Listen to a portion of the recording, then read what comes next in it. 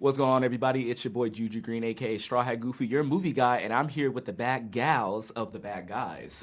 How we doing? Your intro was on fire. Try it out here. Listen, I'm a big fan of movies in general, so I usually start off all my conversations on all my shows with what is a movie that is like rewired your brain chemistry that you saw for the first time that created the building blocks of who you are. Deep. Yeah. I get deep. Yeah.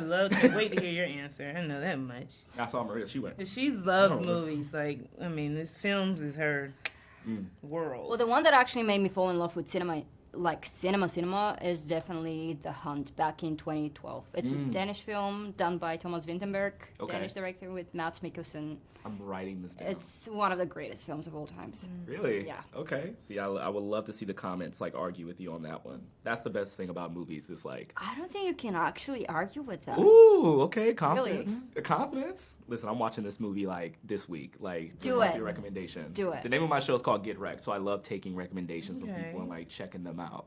Like mine, I like to say like my favorite movie of all time that like reworked my brain chemistry is Her, directed by Spike Jonze. It has Joaquin Phoenix, Scarlett Johansson, and her voice performance is so good. I think it deserved the Best Supporting Actress nomination just off the strength of her voice. Like period. Rewired my brain chemistry. That is a big. That's a huge compliment to a movie. So I'm gonna throw this movie out. I don't know if I can like give it full credit, but this movie comes to mind.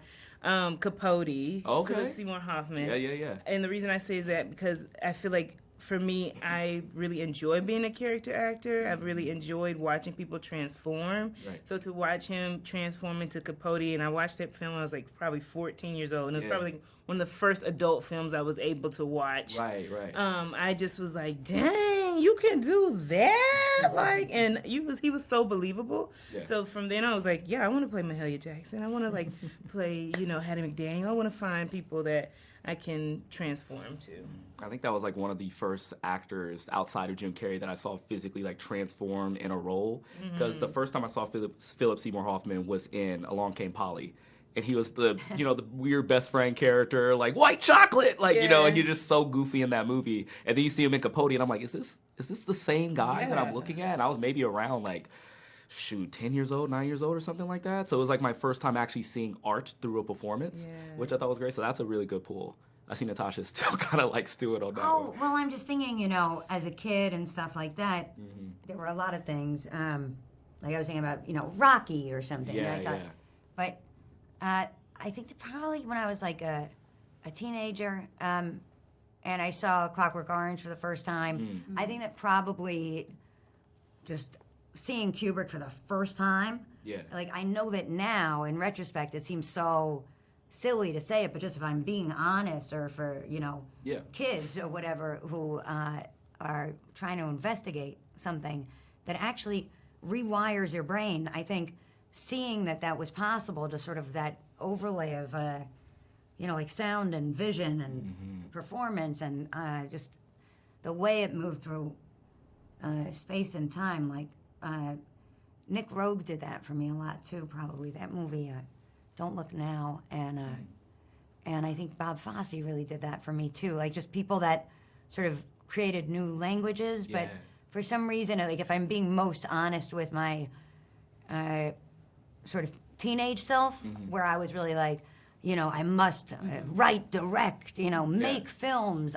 It was probably it was probably A Clockwork Orange, just because it felt so rebellious and wild and just so dynamic and, It's crazy. Beethoven. It was just everything. It was just everything in one place, That is so crazy. It's like when we watch films, no matter how old we are, they're almost like helping us evolve and grow up, and we don't even know that it's working in the moment. And then you walk out and you're just kind of like, wait a minute, like you just have like a new way of like looking at the world, like the lens of it all.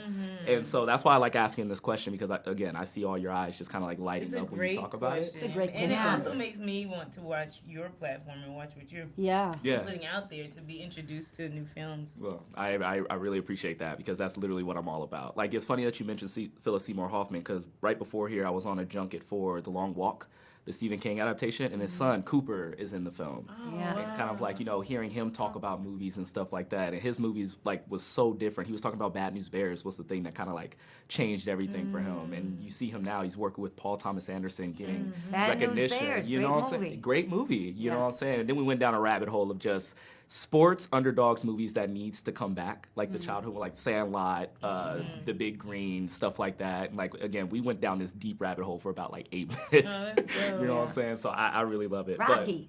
But Rocky's back. Rocky. Yeah. Yeah, I was just talking to Eddie Gathegi, and he brought up Rocky as like one of the best like underdog stories of all time, but he contextualizes it as more of a love story, you know, versus like more of a sports movie, because at the end of the thing, he's not talking about whether he won or lost, he's looking for Adrian. You know, and so I can talk about films. I love it. I love it. And she does the same thing. I just Yeah. love listening to her talk about films. And I wish every time I had a little notepad so I could be like, what? I need to write that down. Well, we do write. We do, do write but, to like, each other a lot about it. Yeah, I love it. Yeah, but there is, like, Rocky has a lot of naturalism and stuff to it that when you 100%. think about, like, you know, Cassavetes or Scorsese doing, you know, like that vibe, in a weird way, there's a lot of that there. But then there's, like, other movies, like, you know, I don't know, In the Mood for Love or something. Like, I think that, you know, once you start widening the scope of what you knew as, we talk about this a lot, like, you know, what we saw as kids versus, anyway, I mean, it's great that your movie is The Hunt. recent. Yeah. Yeah, Like, yeah. Even Capote is pretty recent.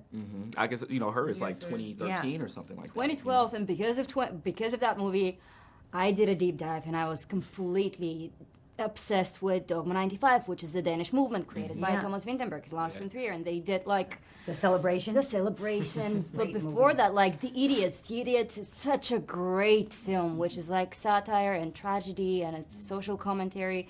Also Europa, Breaking the Waves, Dancer in the Dark, Breaking the all Waves. of these. I'm writing these down. This is, hold on, Emily, slow down. watch it. Hold Incredible. on. Breaking the Wave? Yeah. Yeah. Okay.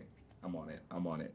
Okay, now, I can go into this all day, so I want to get to my next question. So I'm a big More fan movies that Danny likes because I'm still waiting. Oh, to yes. No, I'm just kidding. No, I'm just no, kidding. I'm no, just no, kidding. no, of... well, I was could going have done it to... all day too. I'm just kidding. Well, I was going to move into, like animated films, right? And I feel like I've been watching animated films my entire life, from Pixar to Studio Ghibli to Makoto Shinkai. Like, Your Name, I feel, is a perfect film. If you haven't seen it, please watch Your Name. It's literally from the animation. The music is so great. I went out and bought a piano 2 days later just so I can learn. Like, it's really like that type of a movie. But I feel like when it comes to vocal performances in animated movies, when you talk about Golden Globes, when you talk about Oscars, there still isn't a category for it, and I think that should have happened a long time ago. As actresses who are putting your like vocal talents on display in The Bad Guys too, like, what is your feelings on finally getting that category at the Oscars and the Golden Globes? I think that would be dope.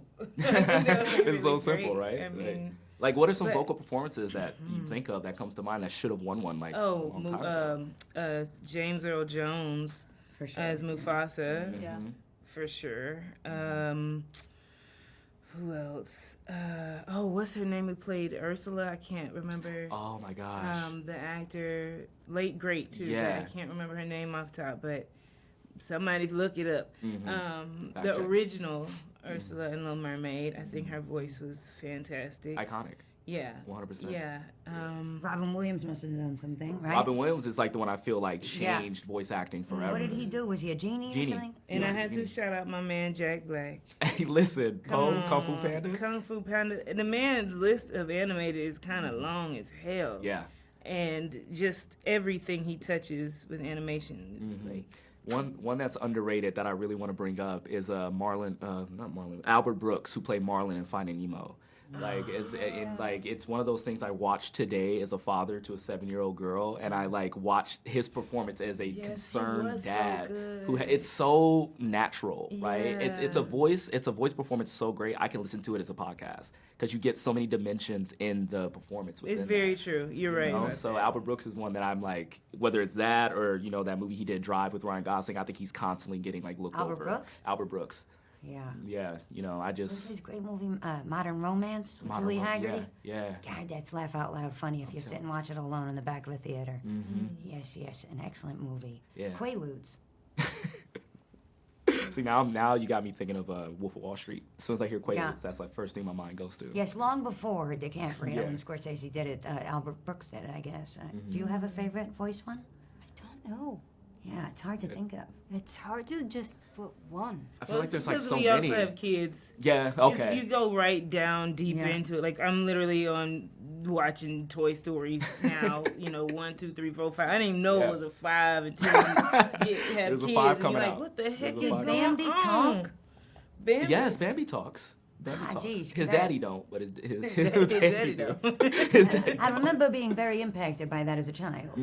I love that movie so much. Yeah. Yeah, I mean Wall-E is a good one for me too. I don't want to like voice performance. It's a lot of clicks and beeps and stuff like that. But if you want to talk about like genuine like animated film, like Wall-E is like one of the top ones for me because it starts off as a silent film for like a huge majority of it, and that was 2008. So I was 16, just being like. Did all the Minions get Oscars yet? I'm suddenly concerned. You know what? Call me a codependent, but I just want to make sure. Yeah, Has they've been every nominated. single Minion received? Smurfs. Have those What's- Smurfs. What about?